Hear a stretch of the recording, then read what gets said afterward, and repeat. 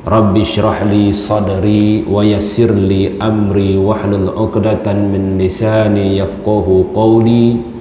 Subhanaka la ilma lana illa ma 'allamtana innaka antal alimul hakim. La haula wa la quwwata illa billah. Alhamdulillah, tuan-tuan dan dirahmati Allah Subhanahu wa taala. Syukur kita pada Allah Subhanahu wa taala yang mana Allah masih lagi mengurniakan nikmat umur kepada kita, boleh hidup sampai kepada hari ini. Dah masuk Ramadan yang ke-20 kali ya. Kalau tuan-tuan dah 25 20 maknanya satu hari demi satu hari Allah Ta'ala beri kepada kita itu merupakan rahmat daripada Allah Subhanahu wa ta'ala. Jadi macam biasa tuan-tuan, kalau sebut pasal bulan Ramadan ni dia tak lari. Daripada kita kecil sampai besar, sampai tua bangka, sampai kiamat, benda yang sama juga disebut pun tetap benda yang sama. Jadi tak boleh kata nak jemu, tak boleh jemu sebab benda yang sama, kerana dianya termaktub di dalam Al-Quranul Karim secara qat'i. Dia panggil hukum puasa ni, puasa, sembahyang, zakat, haji. Jadi perbincangannya sampai bila-bila pun itu aja. Cuma permasalahan khilaf itu lain cerita. Syahrul Ramadan, ya ayyuhallazina amanu kutiba alaikumus siyamu kama kutiba alal ladzina min qablikum la'allakum tattaqun. Ini ayatnya yang mewajibkan kita ni puasa. Di hujung puasa tu nanti tuan-tuan, dia ada satu natijah, iaitu la'allakum tattaqun. Kata Allah Subhanahu wa ta'ala, puasalah, puasa elok-elok. Kamu semua dah diwajibkan berpuasa seperti mana umat-umat terdahulu. Sesuatu yang Allah Ta'ala nak bagi, la'allakum tattaqun, semoga kamu semua bertakwa, mendapat sifat takwa. Ini natijahnya ni. Jadi kalau kita puasa punya puasa tuan-tuan, takwa ni kita tak dapat. Yang dapat takwa ya. Jadi masalah takwa boleh dapat, benda takwa ni boleh dapat kalau dari sudut bahasanya la'alla. Bahasa Arab ni la'alla ni sesuatu cita-cita yang kita usahakan dengan ikhtiar, insya-Allah boleh dapat. Itu la'alla. La'alla ni dia lawan dia ataupun kawan dia dengan laita. Laita tak dapat. Orang kafir kata laitani kuntu turaba, kami cita-cita nak jadi tanah, mati nanti tak ada kira bicara kepada kami ni. Buat maksiat lagu mana pun, kuntu laitani kuntu turaba, kami nak jadi tanah, tak boleh. Ataupun laita syababa ya'udu yawman, kami cita-cita, kami teringin waktu muda ni kembali walaupun satu hari. Kita hidup waktu muda penuh dengan maksiat, penuh dengan tipu daya, ikut nafsu syahwat apa segala. Bila umur dah tua, teringin balik waktu muda tu, kembali walaupun sehari, cukuplah. Laita syababa ya'udu yawman, cita-cita andai waktu muda tu kembali waktu sehari punya, tak dapat lagi. Sebab itu laita, benda tak boleh dapat, angan kosong, angan mak jenin. Tapi kalau la'allakum tattaqun, la'allakum tuflihun, insya-Allah moga-moga kamu mendapat takwa, moga-moga kamu mendapat kejayaan, yang tu boleh dapat. Ini la'alla. Jadi moga-moga kita semua dapat sifat takwa ni tuan-tuan. Jadi bila sebut kata puasa ni bulan Ramadan, syahrul Ramadan ni dia banyak, ada banyak gelaran bulan Ramadan ni disimpulkan oleh ulama. Yang pertama syahrun azim, bulan yang besar lah. Bulan yang mulia, bulan yang agung. Sebab Allah Ta'ala sebut difardukan puasa di bulan Ramadan, diturunkan Al-Quran di bulan Ramadan, dibuka pintu syurga kata Rasulullah, ditutup pintu neraka di bulan Ramadan. Banyak. Yang kedua syahrul mubarak, bulan penuh keberkatan. Mana tak berkat dia tuan-tuan, segala pahala-pahala digandakan oleh Allah Subhanahu wa ta'ala. Buat sikit dapatnya banyak. Yang sunat sampai tahap wajib, yang wajib digandakan pula. Ni bulan Ramadan. Kemudian syahrun nuzulil Qur'an, bulan diturunkan Al-Quran. Ni bulan Ramadan. Ibtida'u linuzulihi, yang kita sambut 2 hari sudah, nuzul Quran, pakat-pakat cuti. Quran ni lah penyuluh bagi kita, penyuluh kehidupan. Allah Ta'ala tak bagi kita ni hidup, kamu hidup atas dunia ni pandai-pandai sendirilah. Tiba-tiba masa kita mati sampai kepada mahsyar, Allah kata kamu salah, kamu berdosa, kamu neraka. Dah. Melainkan Allah hidupkan kita ni daripada zaman ke zaman, zaman ke zaman, kurun ke kurun.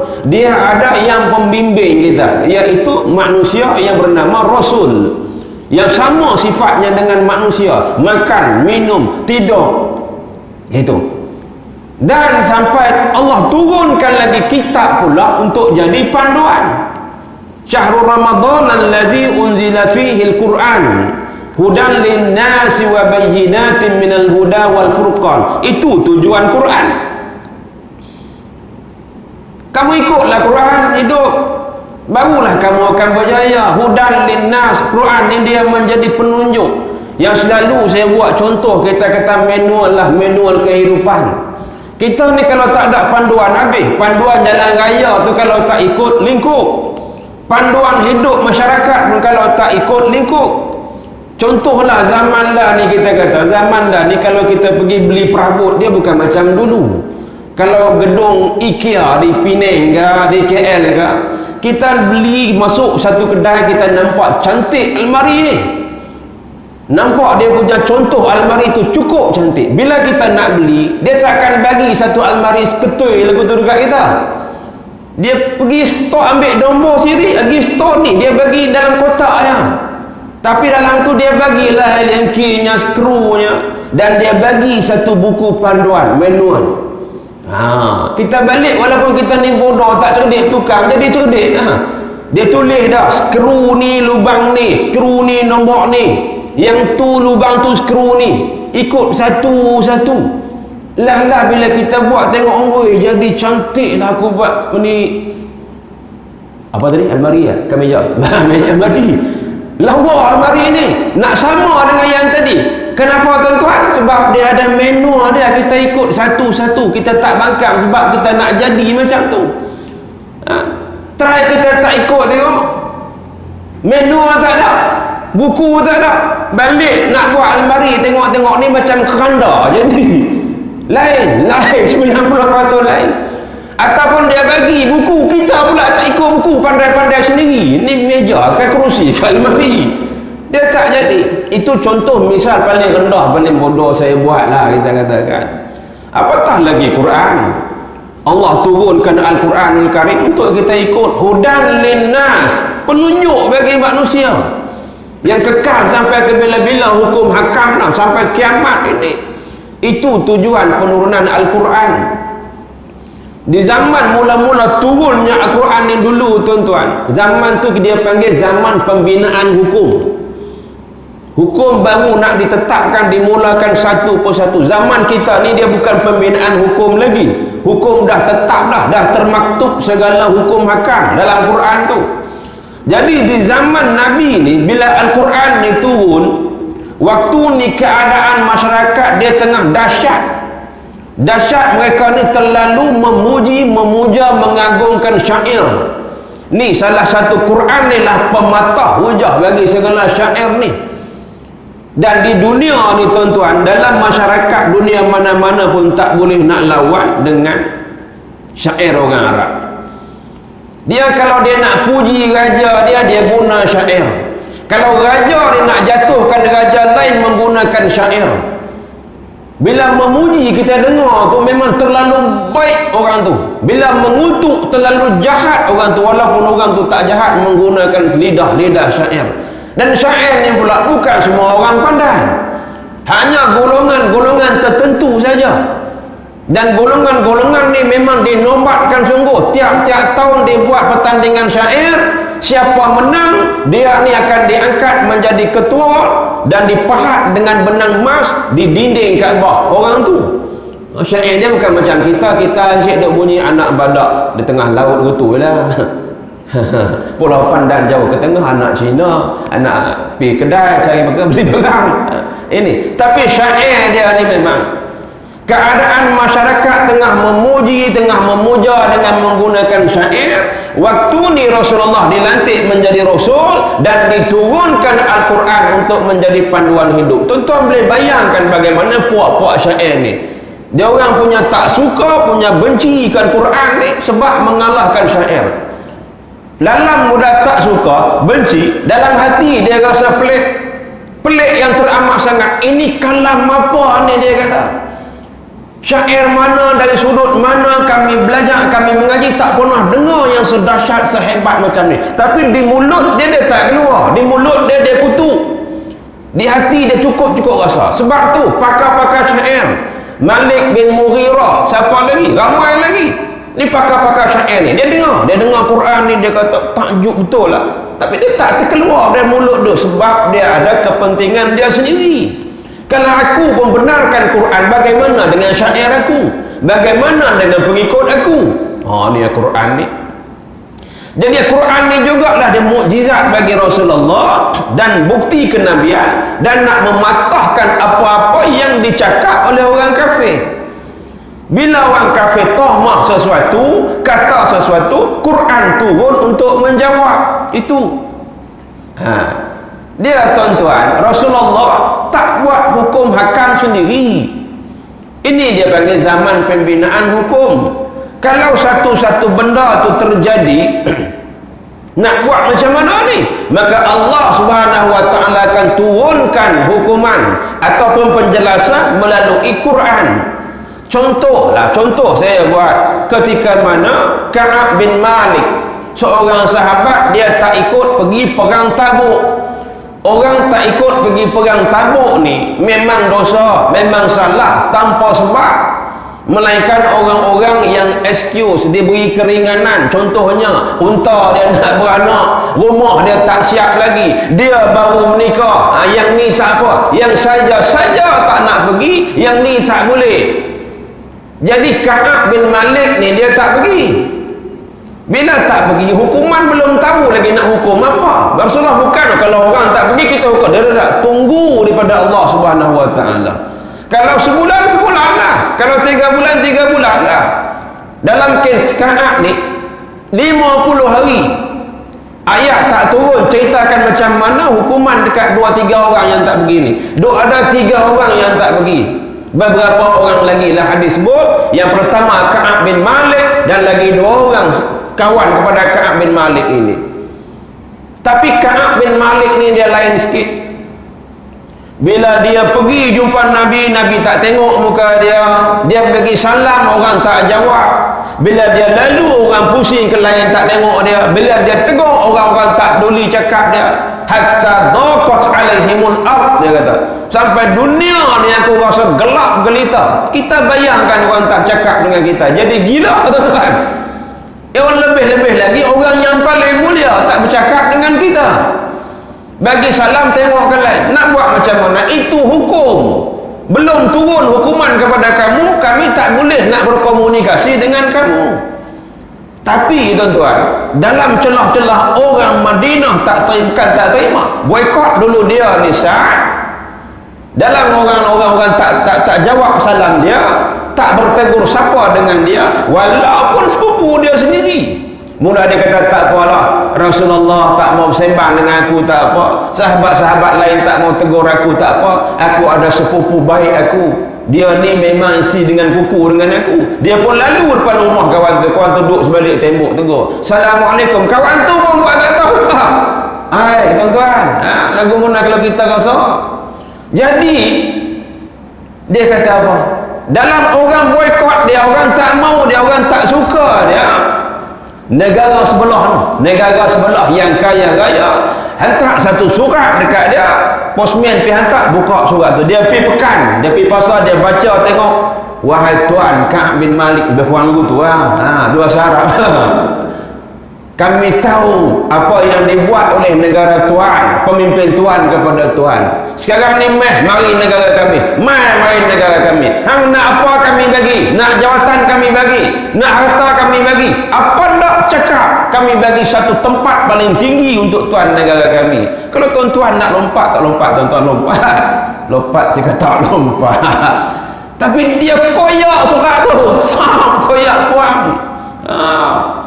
Tak guna semua tu kalau Nabi tak cakap dengan aku. Pasal yang persoalannya, yang lagi dua orang yang tak pergi perang tadi ni, orang tak peduli pun. Melungkup lah kat situ.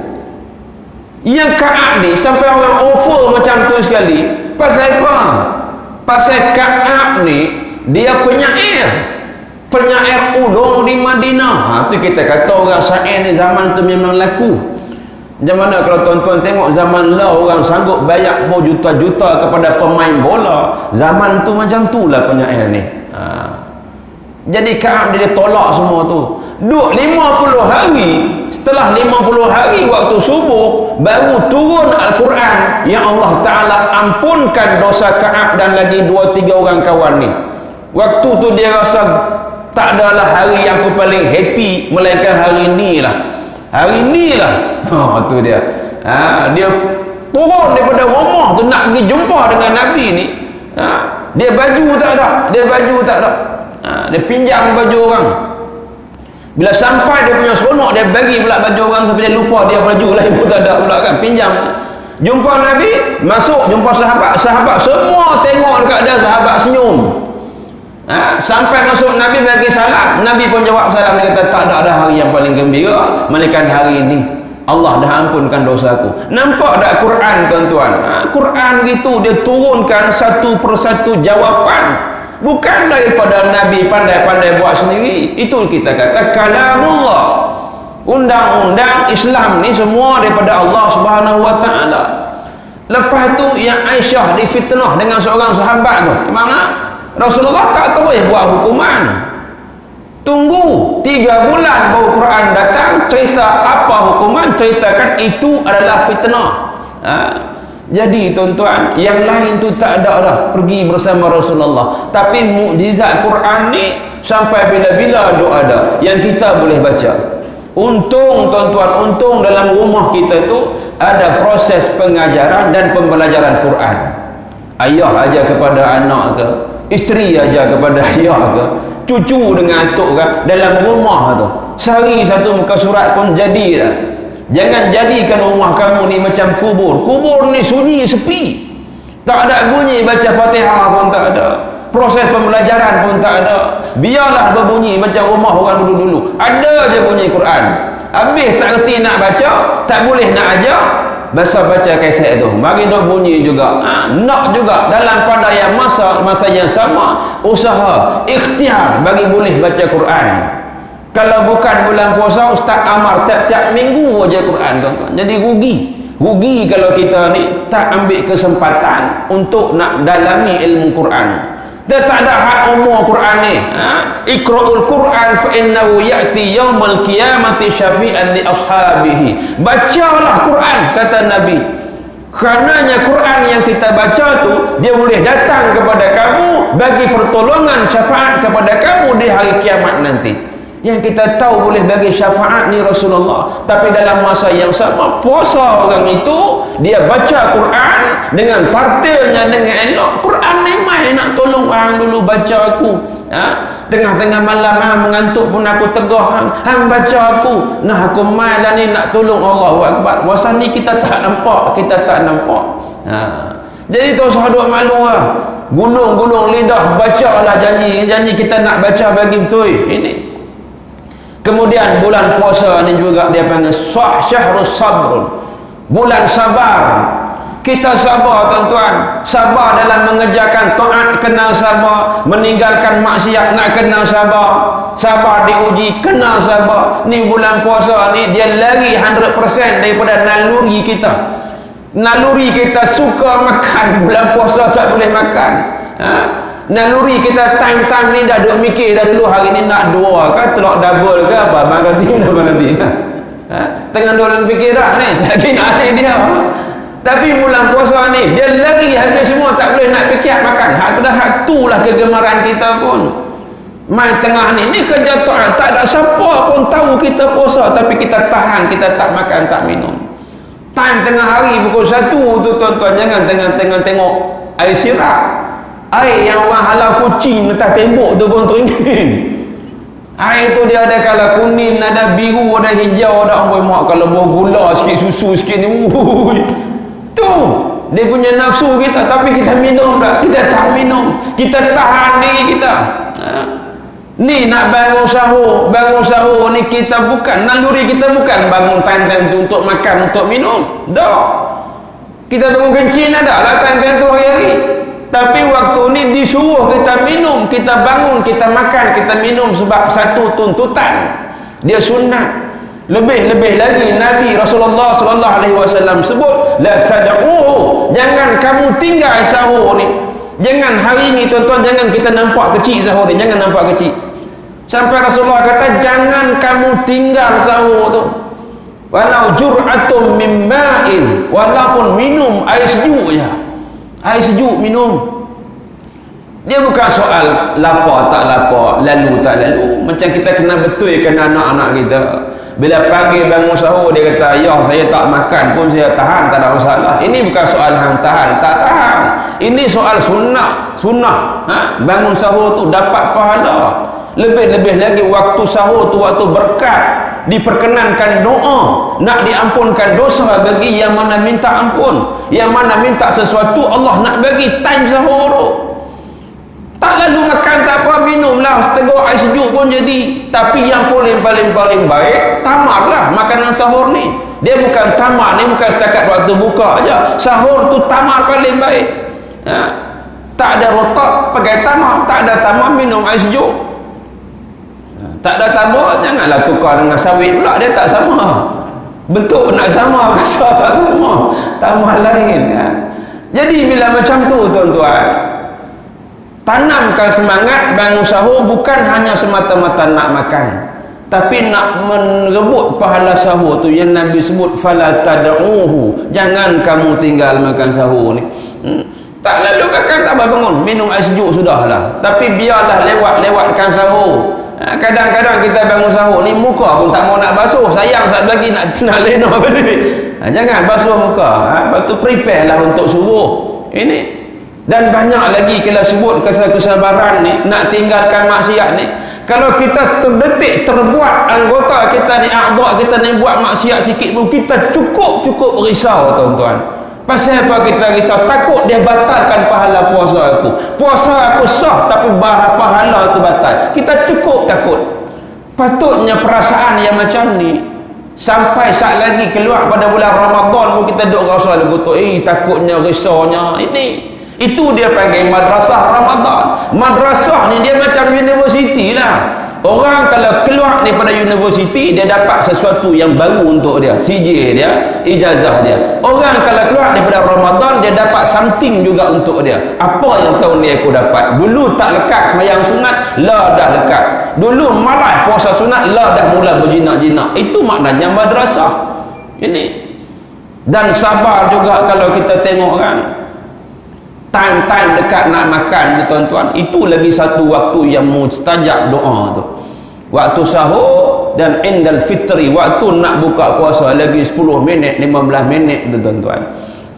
Sebab tu kalau baguslah surau masjid ambil pendekatan lagi setengah jam tu buat tahlil. Tahlil tu campurlah doa apa-apa pun semua. Saya daripada minta ampun dosa-dosa, Allah bagi rahmat kepada segala yang dah meninggal, saudara mara kita muslimin muslimat semua. Last sekali tu bagi peluang 10 minit tu dekat jemaah, dia nak doa masing-masing.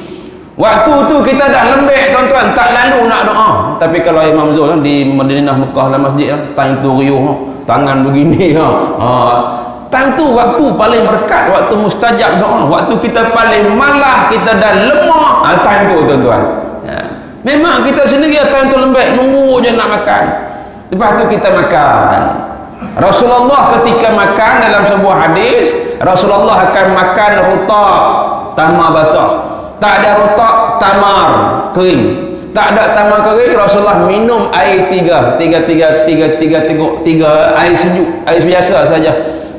Air sejuk. Lepas tu sebelum Rasulullah solat, Maknanya Rasulullah makan tamar dulu, minum dulu sebelum pergi solat. Kita pun baguslah, alhamdulillah, surah masjid buat pendekatan yang sama. Makan dulu kemudian pergi solat. Kalau nak solat dulu pun dia tetap ambil makan dulu. Dia tak boleh pergi semayang dulu. Sat lagi baru mari nak buka puasa. Tak, kena buka dulu. Ta'jilul fitri. Selama mana hamba ni, umat ni duduk dalam kebaikan, dia takhirkan sahur dan cepatkan waktu berbuka, bersegera. Selama tu duduk dalam rahmat, tuan-tuan. Jadi Rasulullah berbuka dengan tamar kemudian pergi solat. Kita pun bagus, kita berbuka dengan tamar pergi solat. Cuma yang kurang bagusnya kita ni, kita makan dulu, kita berbuka dengan tamar. Tamar bagus, satu, tak cukup satu, dia ambil 3 ganjil. Lepas tu dia cari 5, tak apa 5. Nasi belum lagi. Lepas 5 jongkong. Jongkong, tuan-tuan tahu jongkong. Jongkong ni payah nak dapat, dia lebih kurang 5 juga adik-beradik, tapi lagi sedap. Belah-belah layang ada sebiji 5 kupang. Habis tu dia tengok nak lebah pula. Nasi tak lagi, nasi nak makan ke tak? Tu. Lepas habis tu dia makan nasi slow. Orang semua pergi semayang, dia tak semayang lagi. Dah lagi 10 minit nak isyak, baru dia nak semayang. Yang tu yang salah. Jadi kawan ni ambil pendekatan, tak apa masjid kita, lepas kita makan kurma, kita pergi semayang. Saat kita keluar, kita makan ramai-ramai. Yang tu pun tak apa, tak jadi masalah. Makanlah sampai isyak pun. Larat makan lah. Yang jadi masalah masjid ni dia 2 kepala. Kawan ni kata kita makan dulu, kawan ni kata kita semayang dulu. Hak nu pergi semayang, hak ni makan dulu, hak nu keluar pun tak ada, tinggal tulang. Hak tu jadi masalah. Dia kena selaras, tuan-tuan, selaras. Jadi rasanya cukuplah sekadar tu dulu tazkirah kita pagi ni. Moga Allah Ta'ala simpankan Ramadan ni sampai ke hujung. Ingat tuan-tuan, nanti dah sampai hujung, walaupun tak tara mana kita ni nafsu niat nak ibadah tu lebih, tapi cara buatnya tak tara mana. Di hujung nanti malam raya tu jangan raya sampai macam hantu raya. Ambil satu masa lepas isya tu 5 minit ke 10 minit ke, taqabbalallahu minna wa minkum, ya Allah terimalah ibadah puasa kami ni. Daripada 1 Ramadan sampai hujung Ramadan, kalau Allah tak terima, tak guna juga, tuan-tuan. Mohon rayu bagi Allah terima daripada amalan puasa kita bulan Ramadan ini. Jadi cukuplah sekadar itu dulu. Wabillahi taufiq wal hidayah. Wassalamualaikum warahmatullahi wabarakatuh. Bismillahirrahmanirrahim. Alhamdulillahi rabbil alamin. Allahumma aftah alaina futuhal arifin warzuqna fahman nabiyyin wa ilhamal malaikatu muqarrabin wa salli wa sallim ala jami'i anbiya'i wal mursalin walhamdulillahi rabbil alamin.